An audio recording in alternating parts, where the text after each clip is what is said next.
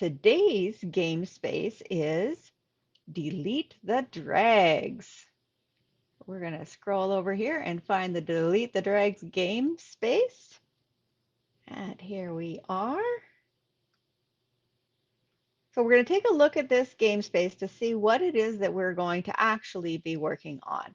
So the dregs, let's first define what dregs are. The dregs, that's my own special word, kind of means like the dregs, they consider that used in like sludge and yuck and muck. So I'm thinking of like the dregs of the computer, which would be things like your junk mail, or it might be your downloads folder, or it might be the cookies and cache in your computer. So the drags are the things that the trash that you do not need to keep under really any circumstances.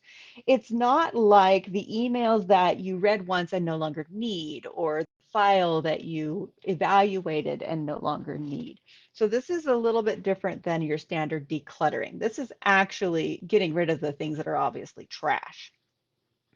And so the trash on your computer, I've got into three different categories. I've got your email drags, which would be your junk mail and spam.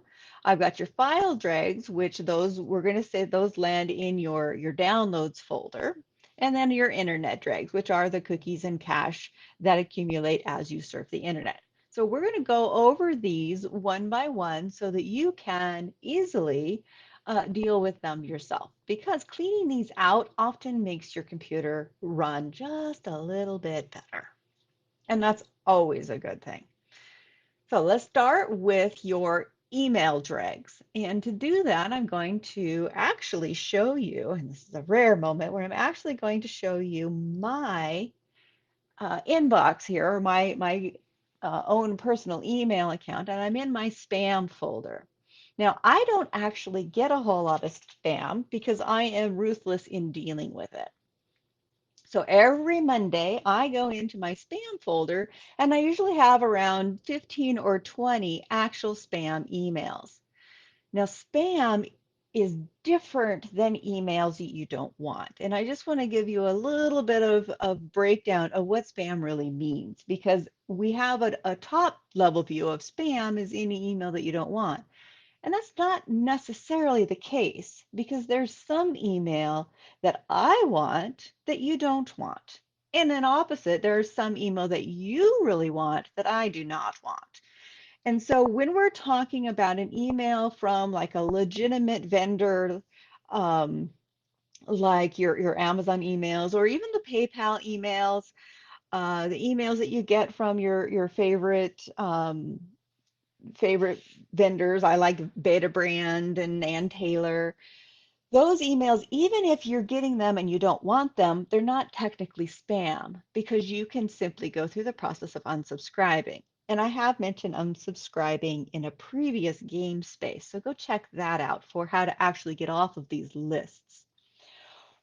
What I mean by spam and true spam is email that is unsolicited. You've never signed up for that newsletter. You've never requested that item. And nobody should actually get these emails in their inbox. So as we're looking at my spam folder here, I don't have that many, but I do have actual spam. So here, this is somebody just inquiring to give me services. I've never requested this information. So I consider this spam. This is unsolicited sales. I didn't get on their list. I didn't go visit their website. I didn't do anything to trigger this email from happening. Also, you've got some certain topics that spam likes to collect. So right now, COVID is of course big. There's also ones for enlarging appendages and a variety of other things um, that are kind of common spam emails.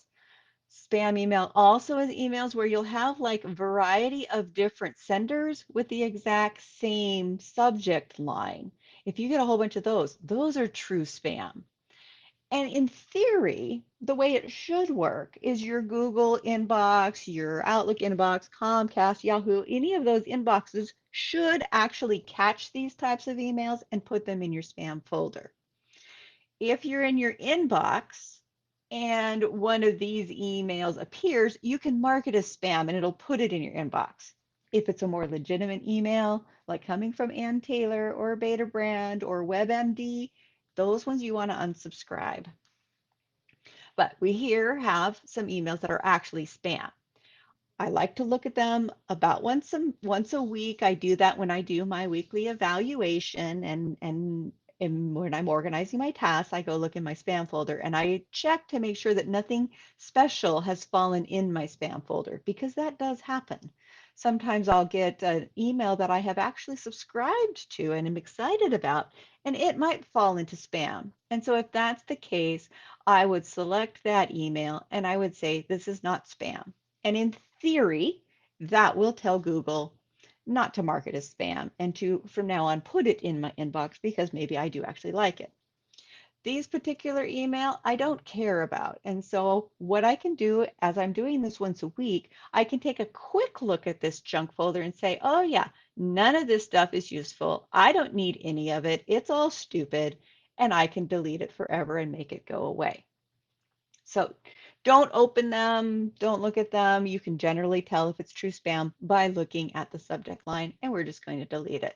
So that's the first little adventure we have in our deleting the dregs of just going into your junk mail, seeing what's there, and deleting it. If you want a little bit more details, I do have a blog post for what if it went to junk mail to get more information on how your junk mail actually works. The next adventure we're going to go to is our downloads, and these are what I consider to be file drags. So as you navigate the internet and you find certain cool things, occasionally you're going to want to download them. You're going to want to download cool things like PDFs. So for example, I'm going to show you letter, you can print the game board here. So here we're going to take this particular PDF, which is super cool and extra great, and we're going to want to download it into my computer.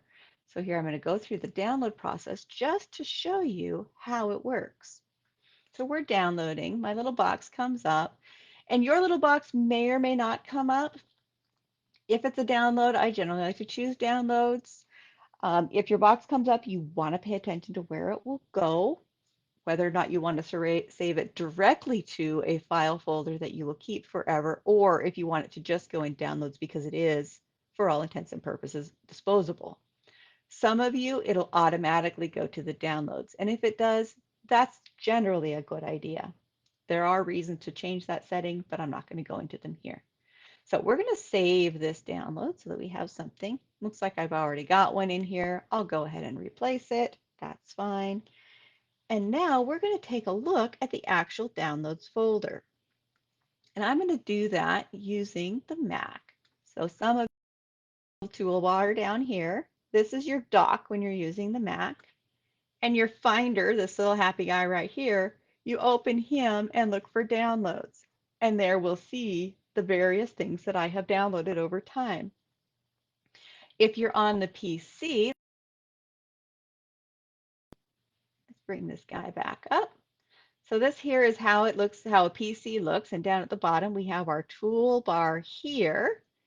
And for the PC, you're going to want to open your File Explorer and choose Downloads from the left. So notice we have our downloads here. If it's hiding from you, you can click this little drop down and find it. Nope. Downloads is what we want. So here I've got two different download folders on two different computers. This is our PC and the other one is our Mac. So on our PC, let's just take a look at what files we've got in here. Here I've got an iCal file. These are meeting notes that I have downloaded. Say, hey, I wanted to put this on my calendar. They might appear because I've done that. This little ZA Connect, this is a program that I use to remote into someone's computer. You may find these little files occasionally on your computer in your downloads for a variety of reasons. Like here, we've got a Zoom one. We've got some others here. These are all applications. If you have applications in your downloads folder, it is generally safe to simply delete them because you've already downloaded the program, opened it, done what you wanted to do with it, and now this is simply packaging. So those are pretty easy to download. So we're going to just go ahead and click the bottom one. I'm going to scroll to the top. hold my shift key on my keyboard and click the top, and it will select all these little buggers, and I'm just going to delete them. Same here with this exe file. We're going to go ahead and right click this time and delete it here. So that's a quick and easy way of deleting your downloads folder. If you had anything that you wanted to keep, you could have clicked on it and moved it to one of your appropriate folders. Let's go over to Mac and I'll demonstrate that. So here, let's say I've got this little folder here with photos. Let's say I downloaded these folders and they're super important to me.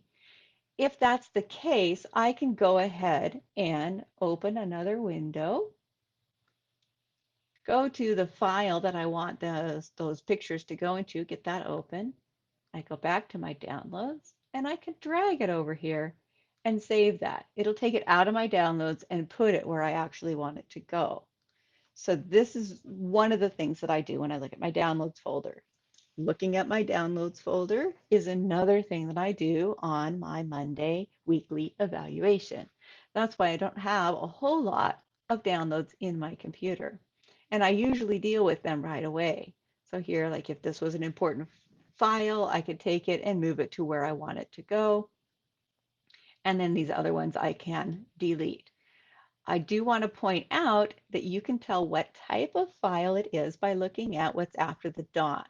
At the end of every file, it should show a 3 or 4 letter extension. Some of your computers will show this, some will not. That is a setting that can be turned on and off. So if you don't have the extensions, don't worry. You can give me a call or give me a text or send me an email and I'll send you instructions for turning them on. But they're very useful in determining what type of file it is. The .pdf, that is most likely those printable documents that we all like to download from various offers. So here, like my game page, when I open it, it'll open it up in a PDF file so that I could print it. See how that goes? .pdf. That's what those PDFs are for. This other one, this XLSX or XLS, those are spreadsheet files. So if I open that, it'll be a whole great big spreadsheet, which is super joyful.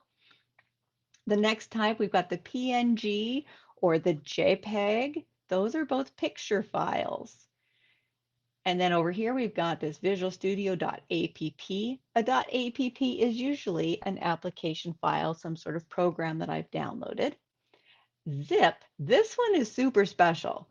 This zip file is what is the technology that they use to shrink wrap different different programs or files.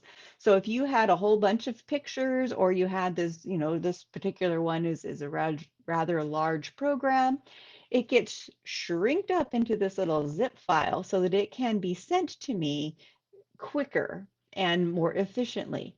Once I receive it in my downloads folder, all I need to do is double click it and it will open and pop out. So here it's doing its thing and notice it popped out another file. Now I have already opened this file, so it created a second one for me. So as soon as you open these zip files, you can immediately delete them because they're just packaging. So same with these DMGs, those are usually some sort of a connection or some sort of a file that's doing things. And if you look on the right in your folder, you can also have other clues. These are other clues as to what type of file you're dealing with and whether or not it's something you immediately want to just delete or if you need to save it somewhere because it's super special. Unless you have configured your computer in some super weird way, you can safely delete everything in your downloads folder and it will not affect the functionality of your computer. So that's a super safe thing. The worst case scenario of deleting everything in your downloads folder is maybe you didn't save this super special file that you've been looking for. So I'm going to go ahead and do another technique. I showed you the click the bottom one, hold the shift and click the top one to select everything. Another thing you can do is hold your command key, or if you're on the PC, command key if you're on the Mac, it's the control key if you're on the PC, and then the letter A. So holding down that first key, that command key or control key, and then tap the A will select everything in the window that you're in. And you can right click and your move to trash or your delete will become available. So there we have deleted everything. This little Visual Studio app has decided not to close, probably because I have it open somewhere, which is fine, and I'll deal with that later. So we're going to move on. I'm going to close this, and we're going to bring up our instructions. Where is our instructions? I believe they're right here. Let's take a look at our delete the your internet drags. And so this is your cookies and cache, which I'm sure you have all heard plenty of information about your cookies and cache and how deleting your cookies and cache will solve all kinds of problems, which this is super true. Deleting cookies and cache will do great things for your computer. As you're navigating the internet, entered something, some website in here, or you've opened a tab and done a search, or you're logging into something using this dashboard up here, this browser dashboard, and something goes wrong within this window, more than likely you will be able to deal with it by clearing your cookies and cache. Because cookies and cache, once that bucket, we're just going to call it, let's say this waste basket of cookies and cache. Once that bucket fills up and you can no longer accept any more cookies, you can no longer accept any more little bits of information from the computer, then the thing you're working on will just go weird. And it will go weird in a variety of ways. I wish I could demonstrate, but unfortunately, it's not a very easy thing to troubleshoot or reproduce because it just goes weird. I'm sure any of you who have used a computer for more than 30 seconds have seen some sort of weird. And so that weird can usually be solved by clearing your cookies and cache, because what that does is it empties that bucket and allows more things to go into it. And so if it gets full and the things can't go in it, they just go weird. So we're going to go ahead and go through the process of clearing our cookies and cache. I am using the Chrome browser here. And so in the Chrome browser, in the upper right corner, you have these three little dots. Clicking those and going to history, and then clicking history again will bring up this tab for your Chrome histories, and it'll give you the option to clear browsing data. Now, other browsers may do it differently, but what we're looking for is clear browsing data or clear cookies in cache or delete cookies or delete cache. We're looking for those terms in any browser. If we're using the Edge browser, it's very similar to Chrome, and it also has three dots, but they're sideways. So open that, but it does have its own cookies or its own history, and here you can go ahead and find the clear cookies and cache from this. So click our little dots, we've got the cleared browsing data, and that will bring up settings for doing that. Each browser is going to have a slightly different way of finding your cookies and cache by clicking on settings somewhere or looking for history, those sorts of terms. The other thing that you can do while you are in the browser, so notice I have clicked on the browser, here it's active in Chrome, it's the thing I'm working on. If I were to click around in something else and open Word, like if I were to open a Word document, or if I were to open my other mail program, if I were to open something else and not have this active, this little trick won't work. So click somewhere on your browser to activate it. Make sure that you're working in your browser. And we're going to hold down the Control key, the Shift key, and then tap the Delete key, and it will bring up the clear cookies and cache. This should work with any browser that you're working on, whether it's Safari or Edge or Firefox or Chrome. But you've got to make sure that you actually have the browser activated. So now that we've got our data, I'm going to hit cancel, and we're going to actually take a look at the history. Back over, hit cancel. I'm going to go back over to actual history. So let's bring that up. These are all of the websites that I have visited recently or relatively recently. So we're going to go ahead and we've got our history. We're going to click this clear browsing data and it's going to give us some more information and break it down into what sort of data we're talking about when we say cookies and cache. The specifics don't really matter, but what it means is we've got the browsing history, and these are just little entry points of where you've been on the internet. Cookies and other site data, that is different little bits of information that allow you as an individual to enjoy a website better. So it's kind of like, what page do you like to start on? How do you like to be logged in? Little bits and pieces like that. Cookies are super useful. They're also the little things that we worry about with privacy and whatnot. But the truth is that you can't navigate the internet as comfortably without cookies.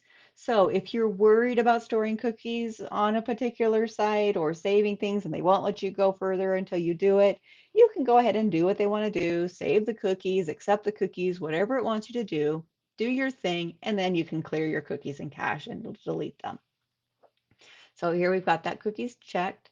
Same with cached images and files. These are usually things that make your computer look more beautiful. And so that's one of the things that you'll find that goes weird is that you aren't able to load a picture on a website. It's often because your cookies and cache are full. We're going to click this advanced and talk about it for a little bit. So notice in advanced, it gives us a little bit more information. Here I have 1,200 items listed in my history. I have downloaded 7 items. Now, these are not the actual items I've downloaded. It's just saying I've downloaded 7 things. Here, you've downloaded 7 things. You have 7 entries of something you downloaded. That's all it's saying. It's not actual useful information that you'd ever need to keep. Here's the cookies and cache from various websites. Here, they're letting you know that you're not going to get signed out of Google because you're using Chrome. And then here's the cache images and files. Now next we have passwords, autofill data, site settings, and other things. These you can choose to check or not check, and it really is a personal preference. If you have difficulty remembering your passwords, then you might not want to do this right away. Although I recommend that you get really clear on what your passwords are so that you're not relying on this bit of data to save it. But you can leave it unchecked and you'll still be able to sign into your sites using the saved information in your browser. And I'm going to go ahead and leave these top items checked because they're generally safe. If you need them, go visit the website again and you'll download them. So we'll hit clear browsing data. And what that will do is it will clean things up. Sometimes it will close your browser and reopen it. Sometimes it won't. Sometimes it'll think for a very long time. The longer it's thinking, the more stuff you have in there. Once it finishes, that should solve a lot of your browsing problems. And you have just cleared your internet drags of your cookies. Right, there's on this web page here in the Luxcentric Rescue My Digital Office game, there's a little bit more information if you want to dive into the subject a little bit deeper. So, but beyond that, that is a wrap for deleting your drags. Check out the game space at luxcentric.com/game for more spaces like this one.